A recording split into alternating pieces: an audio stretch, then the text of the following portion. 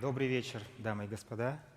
Меня зовут Ярослав Тимофеев. Я приветствую вас на новом проекте Московской филармонии, который называется «Вещь в себе». Название мы позаимствовали у Эммануила Канта, который писал, что все наши знания об окружающем мире являются субъективными, и человечество никогда не сможет понять, как устроены вещи на самом деле. В этом цикле концертов мы пытаемся сделать невозможное и познать, как устроена музыка на самом деле. В каждом концерте звучит один крупный шедевр современного искусства, который мы познаем сначала через слово и затем через звук. Ну и поскольку музыка — это самое субъективное из всех искусств, неизбежно в названии «Вещь в себе» появляется и второй смысл. Как каждый из нас, каждый из вас слышит эту вещь в себе самом. Герой сегодняшнего концерта Гио Кончели ушел из жизни чуть больше 2 лет назад у себя на родине, в Тбилиси, куда он вернулся после 30 лет эмиграции. Вернулся, когда голландские врачи сказали ему, что продолжать его лечение бессмысленно. И на родине он прожил еще 10 месяцев. Но до этого Кончели несколько раз возвращали к жизни. В 1991 году, после тяжелейшей автокатастрофы на пути из Тбилиси в Берлин, в 2004 году, когда он пережил инфаркт в Москве, затем была клиническая смерть и 2 недели комы. И когда в последние годы его спрашивали об отношении к смерти, он отвечал: человек, который столько раз возвращался оттуда, может относиться к смерти только спокойно. Я думаю, что это спокойное отношение связано еще и с тем, что в эту пограничную зону Кончели отправлялся в своей музыке. И прежде всего в том сочинении, которое сегодня прозвучит. Стикс — это самая востребованная партитура Кончели, если, конечно, не считать песенку «Чита Гврита» из фильма «Мимино». И, наверное, это одна из самых удачных его партитур, самых стройных по форме, идеально выверенных, концентрированных по материалу. Но на самом деле почти такая же музыка, как в Стиксе, звучит еще в десятках других его сочинений. В XX веке многие композиторы были вынуждены или стремились сами заново изобретать себя в каждом новом опусе, боясь повториться. И, видимо, эта тенденция в конце XX века вызвала к жизни противоположную тенденцию, которую можно назвать человек-стиль или даже композитор-опус. То есть появились такие композиторы, все наследие которых звучит как одно произведение. К ним относятся и Гио Кончели, и его ближайшие друзья Арво Пярт и Валентин Сильвестров. Но поскольку Кончели действительно человек-стиль, то отнести его к какому-либо направлению невозможно. Остаются швы, он не попадает ни в какую категорию. Чаще всего его причисляют к так называемым духовным минималистам, композиторам новой простоты. Но для этого направления Кончели чересчур все-таки сложноват и, главное, громковат. Много в его музыке влияний Шнитке, и в частности полистилистики, которую, как считается, Шнитке в нашей музыке изобрел. Но для полистилистики музыка Кончели чересчур едина и узнаваема. Я думаю, одно несомненно, что Кончели можно отнести к такому расплывчатому направлению, которое называется неоромантизм. Он, безусловно, романтик, а все романтики стремились к крайностям, и Кончели тоже.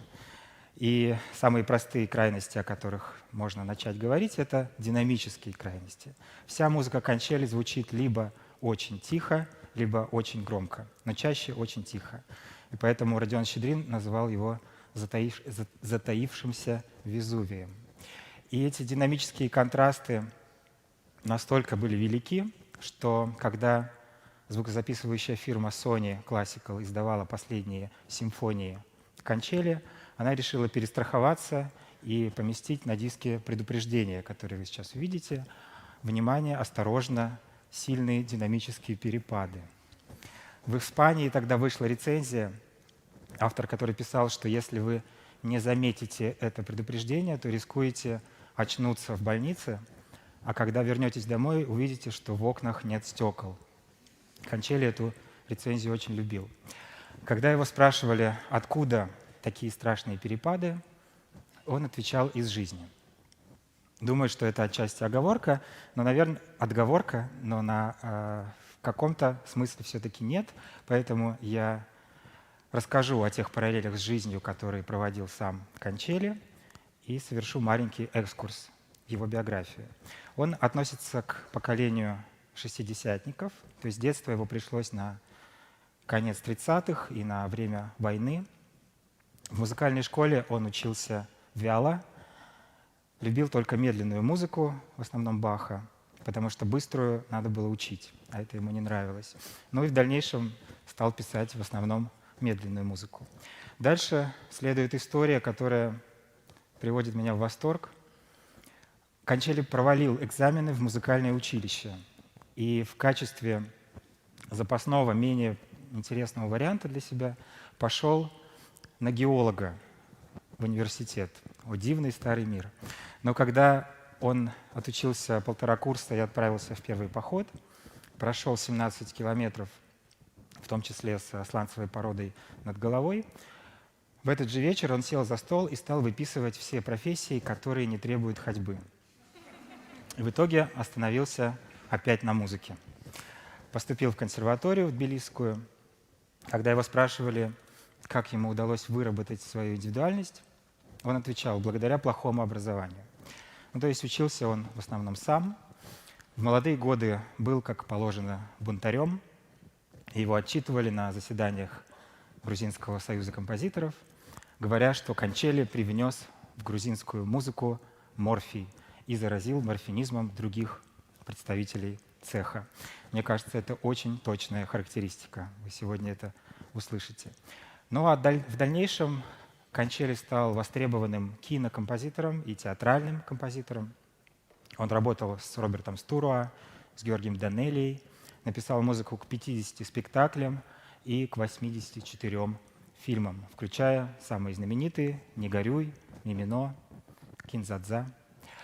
И, зарабатывая достаточно денег киномузыкой за несколько недель, потом он 2 или 3 года писал очередную симфонию, уже для себя. В 1991 году Кончелли получил немецкую стипендию, уехал и решил остаться. Сначала жил в Берлине, а затем обосновался в Антверпене, в Бельгии. И именно тогда, на старости лет, в общем-то, начался его расцвет. Крупнейшие концертные организации выстраивались в очередь, чтобы сделать ему заказ. Говорят, что эта очередь на 7 лет растянулась. И если другие наши композиторы, эмигранты, отчасти, наверное, были обязаны своим успехом диссидентству, то Кончелли диссидентом никогда не был, и его успех на Западе, видимо, был связан только с востребованностью его музыки. Вот такая довольно плавная, ровная и не слишком странная биография для композитора, но внутри Кончелли много раз переживал взрывы, связанные и с локальными событиями, и с глобальными. Вот ребенком он бегает по двору, и соседка, интеллигентная дама, собирает ребятишек и зовет их в оперу. Впервые в жизни Кончелли. Родители отпускают, они всей гурьбой идут на Евгения Онегина, Чайковского, и на обратном пути эту интеллигентную даму сбивает троллейбус. Кончелли помнит жуткий страх и сцену дуэли. И говорит: в следующий раз, конечно, в оперу я пошел только в том возрасте, когда просвещенные люди перестают туда ходить. Кончелли учится на артиллериста, но ему лень заниматься математическими расчетами, и он просит рассчитать траекторию своего друга-математика. Друг делает ошибку, и Кончелли отправляет 4 снаряда в собственный тыл. Но были и более серьезные вещи. В 1956 году, когда Никита Хрущев начал развенчивать культ Сталина. В Тбилиси толпа молодежи высыпала на площадь перед огромным памятником и защищала честь своего соотечественника. В этой толпе был Кончели. Потом до конца дней ему было за это стыдно. Хотя тогда, в 21 год, он просто еще ничего не знал.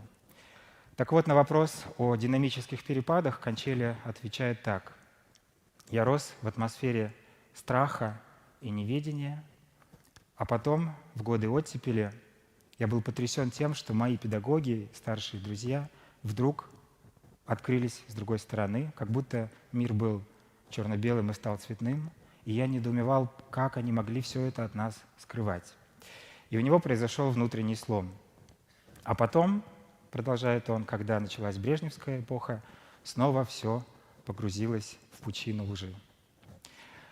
С годами Кончели становился все больше социальным пессимистом, не верил больше в великую силу искусства. И чтобы увидеть эти изменения и заодно познакомиться с нашим героем почти вживую, я предлагаю посмотреть два фрагмента его интервью. Одно дано в 1988 году, второе в 2019, за несколько месяцев до смерти.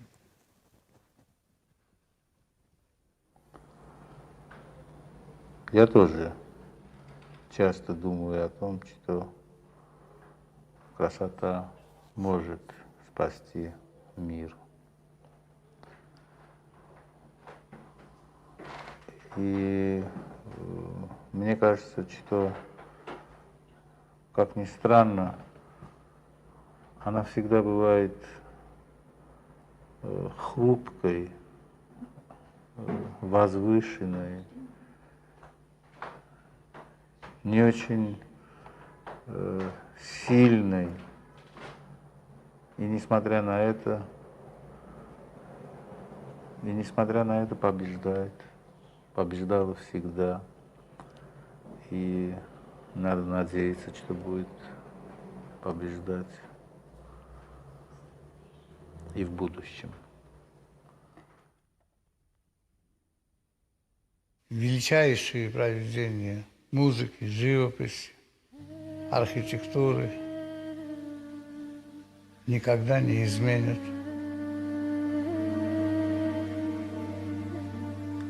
ничего. Все будет опять так же плохо. Сегодня можно предположить, что в каком-нибудь знаменитом концертном зале при исполнении гениальной музыки в зале сидит террорист. И он потом, после такого общения с музыкой, совершит свой террористический акт.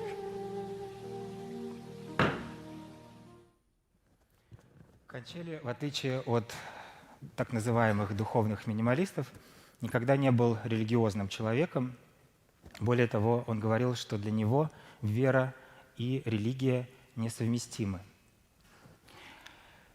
Но этот тяжелый достаточно образ, который я нарисовал, на самом деле сочетался в Кончели с чудесным чувством юмора и с ощущением собственного счастья. Собственно, его очень раздражали и смешили заявления коллег-композиторов, которые говорили: «Не я пишу, мной пишут, мне спускается что-то свыше». Он говорил: «Мне никогда ничего не спускали, я все писал сам, все это мне давалось трудно, медленно, но людям, конечно, должно казаться, что все это спускается откуда-то». Я помню, как подростком пришел за кулисы Большого зала консерватории, чтобы взять у Кончели автограф. Меня встретил суровый пожилой господин, которого вы видели, и забрал у меня тетрадку, отвернулся и очень долго что-то писал. И когда вернул мне тетрадь, я увидел в ней автопортрет, такую смешную рожицу, нарисованную исключительно музыкальными символами, диезами, бемолями, бикарами. Ну и любимый афоризм Кончели про себя звучит так. Меня спрашивают, почему я такой счастливый и пишу такую грустную музыку. Ну а что, вы хотите, чтобы я был несчастен и писал веселую музыку? Ну и по поводу динамических контрастов Кончели говорил так: «Они мне необходимы, чтобы разбудить уснувших слушателей».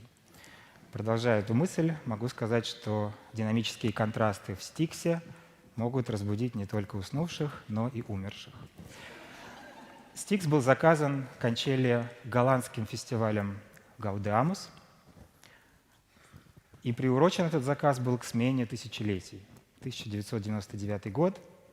Организаторы знали, к кому они обращаются, и заказали реквием. Кончели покачал головой и сказал: «У меня и так вся музыка похожа на реквием, куда мне еще реквием писать?» И он очень не хотел писать на канонический текст латинский, потому что это его сковывало. И он предложил компромисс. Это будет сочинение для хора и оркестра, но на собственный текст, предложенный Кончели, и плюс в довесок сольную партию на альте будет играть Юрий Башмет. Дело в том, что Башмету Кончели обещал сочинение, и таким образом он убивал двух зайцев. Башмет, в свою очередь, попросил настоятельно Кончели о двух вещах. Во-первых, чтобы у альта были длинные мелодии. Он знал, что Кончели обычно пишет очень обрывочно. И эту просьбу Кончели выполнил. И вторая просьба звучала так: практически нет хорошей музыки для альта, которая кончается громко и быстро. Вся медленно и тихо, и поэтому никогда нет нормальных аплодисментов. Напиши, пожалуйста, такую вещь, которая будет кончаться громко. Эту просьбу Кончели выполнил с грузинским юмором, потому что, строго говоря, громкий финал в этом сочинении длится полсекунды. Премьера состоялась 7 ноября 1999 года в Концертгебау, в Великом зале амстердамском. Исполнители были первоклассные: Берлинский филармонический оркестр и хор, Валерий Гергиев, Юрий Башмет. А через месяц с небольшим состоялась московская премьера, и ею дирижировал Джансук Кахидзе, ближайший друг Кончели, человек, который, можно сказать, сделал из него композитора. И после исполнения Стикса Джансук Кахидзе скончался. И Кончели заново открыл партитуру и изменил ее текст хоровых партий, вписав туда имя Джансука Кахидзе. Как устроен этот текст? Это набор слов на грузинском языке, который Кончели составил вместе с супругой Роберто Стуруа, она филолог по образованию. Это очень простые грузинские слова, без гортанных звуков, без каскадов согласных, которые часто встречаются в грузинском. То есть такие слова, которые легко петь хору, не знающему языка. И слова эти обозначают самые простые и важные и дорогие вещи. Вы услышите слово «мама», которое на грузинском означает «папа». Вы услышите слово «деда», которое означает «мама». Также будут перечисления других родственных связей. Будут такие слова, как «ясное небо», «дальняя дорога», «ветер». Затем Кончели добавил названия дорогих ему грузинских монастырей, важных для него народных песен и перечисление имен своих друзей, как ушедших из жизни, так и живых. Вот так это выглядит. А на предыдущем рисунке вы могли видеть рукопись Кончели, отправленную Юрию Башмету. Надеюсь, вы прочитали, что там написано, а потом к этому вернемся. Слава Богу, мне не нужно вслух это говорить. Так вот, в этом ряду оказался и Джансук Кахидзе, Джано, и в этом же ряду оказался Альфред Шнитке. И поскольку его имя совсем не похоже на грузинский язык и совсем не такое плавное, как остальные, Кончели выделил его в отдельный раздел. В целом это блестящая находка, такая работа с текстом, потому что для людей, не знающих языка, этот набор слов вызывает ощущение тайны, какого-то магического заклинания. И при этом совершенно не важно, что люди не понимают этих слов, потому что Кончели подбирал их по фоническому принципу, по тому, как они звучат. В то же время для самого автора эти слова несут мощную психологическую нагрузку и оправдывают соответствующую музыку. Вот это очень хорошее сочетание. Название Кончели обычно находил после написания музыки. И в данном случае он обратился к еще одному своему другу, Гидону Кремеру, которого считал интеллектуалом по праву. И Кремер, задав пару уточняющих вопросов, сказал «Стикс».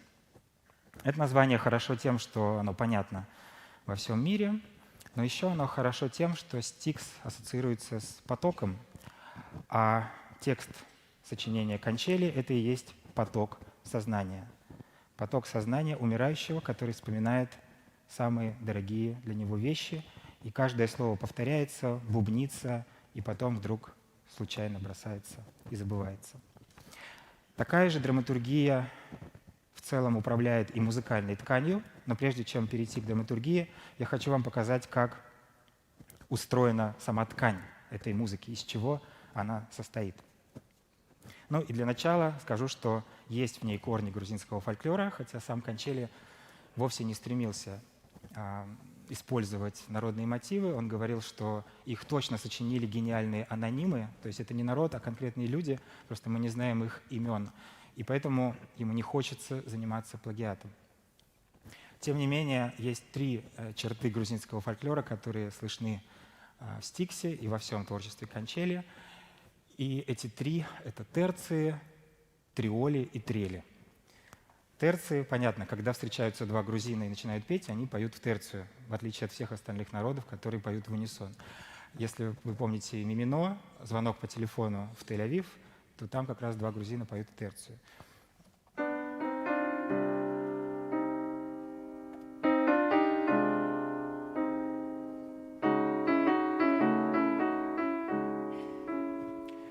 Почти все здесь построено будет на терциях. А следующий элемент — это триоли.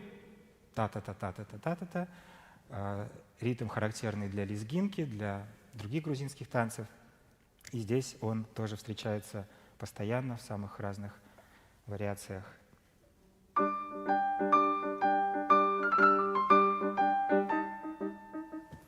И здесь же вы слышите мардент или трель. Это самое начало. В общем, всевозможные музыкальные украшения — группетто, марденты, трели — они идут от грузинского пения с вибрато, с вибрацией голоса, и в этой музыке встречаются постоянно. Но сразу скажу, что у трелей, мардентов и группетто есть и другая семантика в музыке. Это украшения, то есть декорации, декоративные элементы, как бы неживые. И очень часто композиторы их использовали как знак смерти, начиная с Генри Пёрселла в арии «Гения холода» из «Короля Артура» и заканчивая, например, финалом 9-й симфонии Малера. Ну, это все корни, а теперь перейдем к самому материалу, к самому дереву.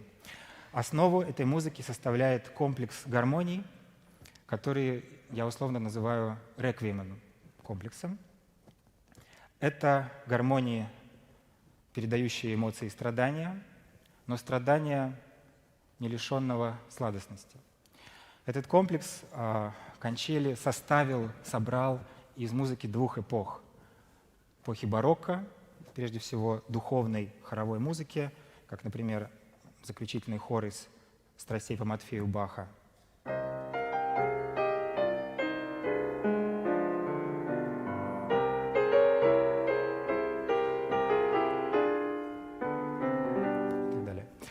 И из поздней романтической музыки. Например, тема «Ран Амфортаса» из оперы «Парсифаль» Вагнера.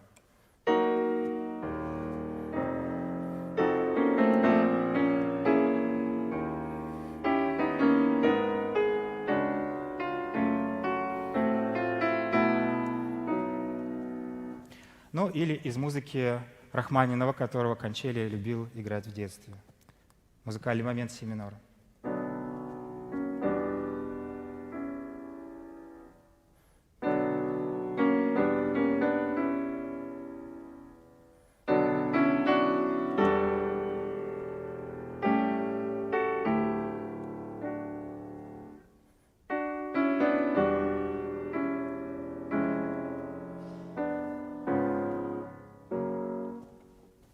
Ну и вот как примерно эта музыка звучит в самом Стиксе. Первая тема.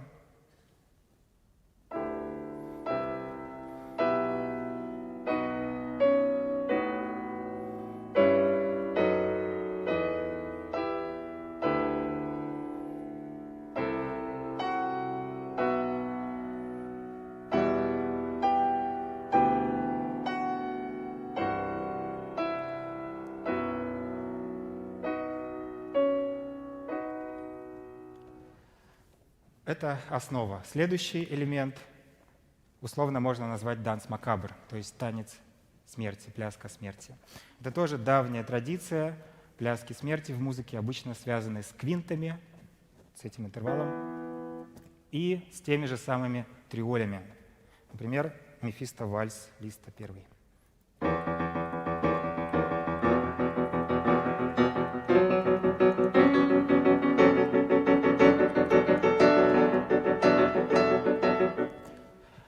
В музыке канчели, как мы уже знаем, эти триоли из плясок смерти сочетаются с триолями из лезгинки, так что это получается кавказская пляска смерти.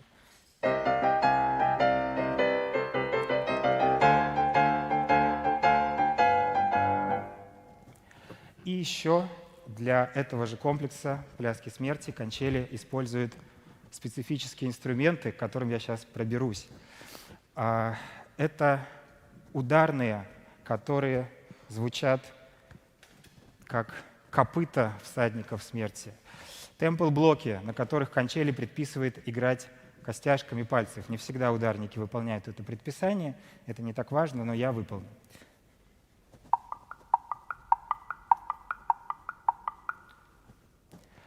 Это том-томы, тоже танцующие свою лезгинку.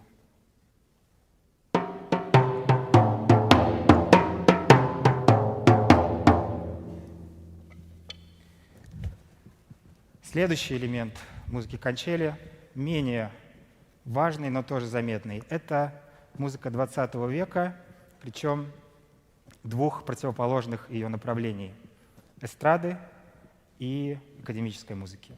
Что касается эстрады, канчели вставляет в партитуру Стикса два собственных сочинения из киномузыки.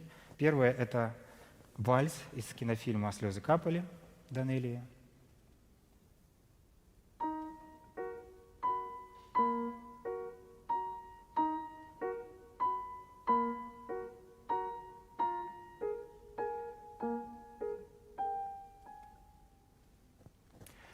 Ну и второй, известный каждому из вас, это та самая песня «Чито Гврито», которую маэстро называл венерической музыкой. Когда его спрашивали, зачем он так обижает песню, он отвечал: «За темпы распространения». Дело в том, что эта песня стала действительно всесоюзным хитом и звучала каждый вечер в каждом ресторане страны. И надо сказать, что написал ее канчели тоже с юмором, потому что главная фишка этой песни, то, почему она запоминается и нравится, заключается в необычном сочетании двух аккордов.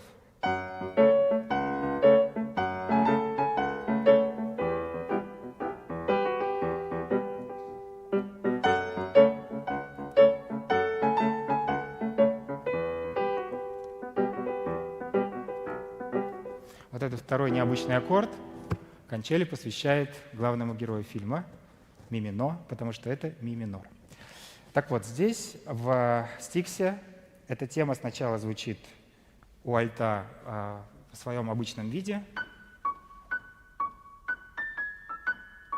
но ее почти не слышно, а к концу она выходит на первый план и перебирается в мажор, и звучит примерно так.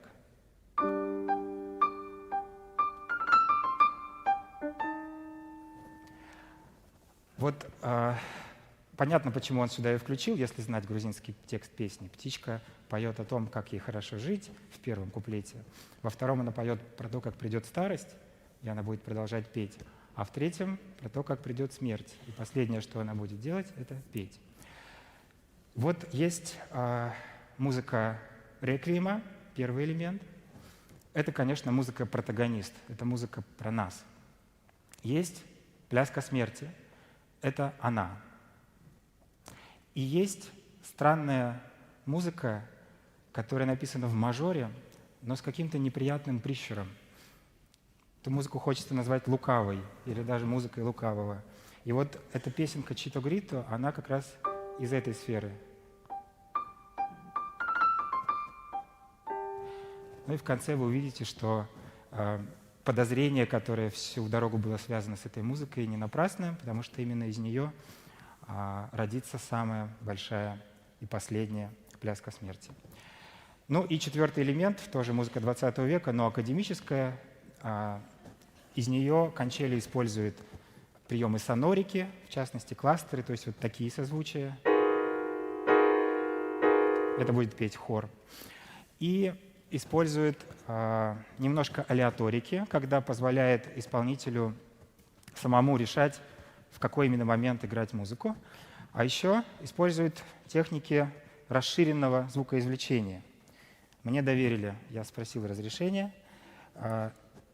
если я только смогу вынуть смычок. Смогу. Контрабасы, а также солирующий альт. Это еще не расширенное звукоизвлечение. Это я готовлюсь. Так вот, человеческие вздохи, которые вы услышите ближе к концу, будут изображаться примерно так.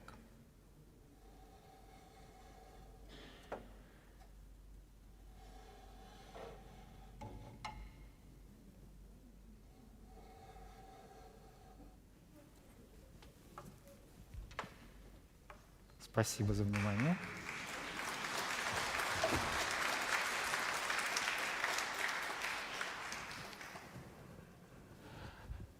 Вся музыка, которую Кончелли отбирает для своего словаря, это музыка крайне эмоциональная. И вся партитура выглядит как последование сильных эмоций, которые выдержаны в одном круге понятного содержания, но внутри этого круга постоянно происходит мерцание разных эмоций в ту или иную сторону. И вся форма очень обрывочна.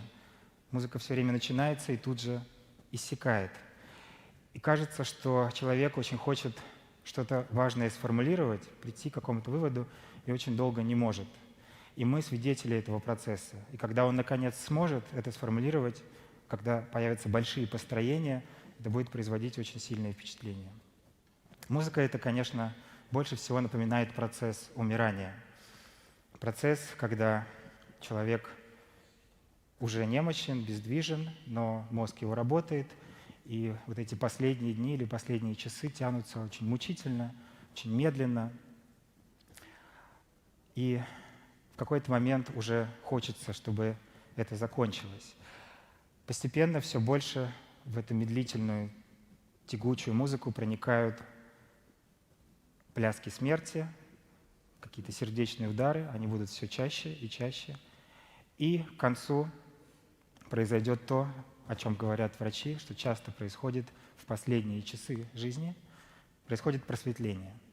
Сознание проясняется, и человеку кажется, что он полон энергии. Это значит, вот последний этап пришел. Здесь, в этой музыке, Кончелли наконец-то сформулирует какой-то свой нравственный закон. Это будет такой хорал отпевания. И на нем музыка протагониста закончится. То есть нашей музыки больше не будет. Дальше будет только музыка смерти. И в конце Стикса на этой музыке смерти звучит первый цельный, осмысленный текст в сочинении. Звучит на английском языке. Это монолог времени из «Зимней сказки» Уильяма Шекспира. Монолог, в котором поется о том, что время великое и беспощадное, и оно пожирает всех и вся, и заканчивается все словами «terror and joy» — время ужаса и время радости. Ну и поскольку «joy» стоит в этой фразе в конце, то и закончится все произведение словом «joy». Я не буду вам рассказывать, что произойдет в музыке в самом конце, потому что не хочу спойлерить. И слово «спойлер» из киноязыка здесь самое уместное, потому что, хотя Кончелли никогда не работал как кинокомпозитор в жанре хоррора, он изобрел жанр хоррора в музыке. Хороший хоррор — это не только вскрики и взрывы из-за угла, это еще и тишина, которой гораздо больше по времени. Так и здесь 90% музыки очень тихой, а взрывов немного, их порядка 15. Но уже после первого взрыва мы начинаем слушать иначе. Мы знаем, что будет следующий, и поэтому вся тишина становится крайне напряженной. Ну и еще, в хорошем хороре обязательно должна быть музыка, которую я условно называю музыкой заброшенного магазина игрушек. Ее Кончели наверняка позаимствовал у Шостаковича в 15-й симфонии. И в Стиксе вы услышите примерно такую музыку.